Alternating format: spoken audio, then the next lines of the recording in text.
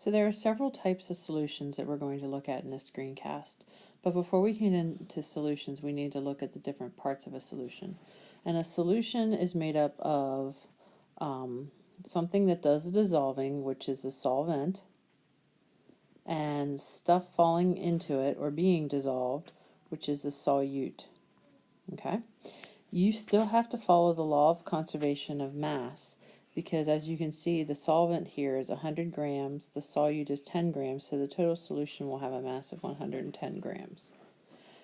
Alright, so in the next couple of slides, we're going to look at the different types of solution and the ratios of solute and solvent in the whole thing.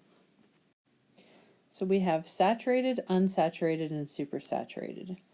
In an unsaturated solution, you have room for more solute to dissolve. So you still have some dissolving power.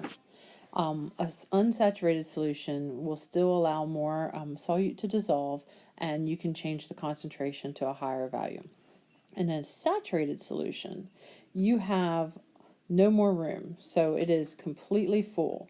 If you want to think of it as like a sponge that has absorbed all the water it possibly can. If you add more to a saturated solution, it will just remain on the bottom. It will not dissolve. And you can see that in this graphic. There is a little bit of the NaCl remaining undissolved. So if you do the math, they gave you 40 and you have 40 still remaining on the bottom. That must mean that 36 grams of NaCl can be dissolved in this 100 milliliters of water that they're showing in these pictures up here. A supersaturated solution is when you have dissolved more than you reasonably should be able to. So what typically happens is you heat up a solution and you keep adding salt or sugar or some solid, and it keeps dissolving, and then you very carefully and very slowly cool it.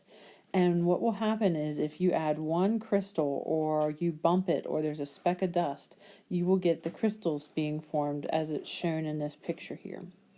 I have a link that I will also put into this assignment where you will be able to watch the formation of crystals in some supersaturated solutions.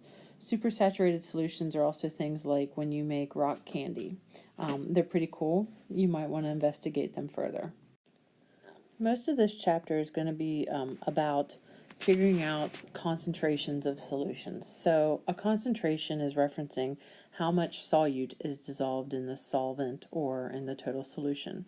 And you can, for the most part, talk about solutions as being things like dilute or concentrated, but that only works to a certain degree. You can talk about your tea as being weak or tea as being really strong, but we need to have a numerical value. So we are going to spend the balance of this chapter looking at different numerical values for concentrations.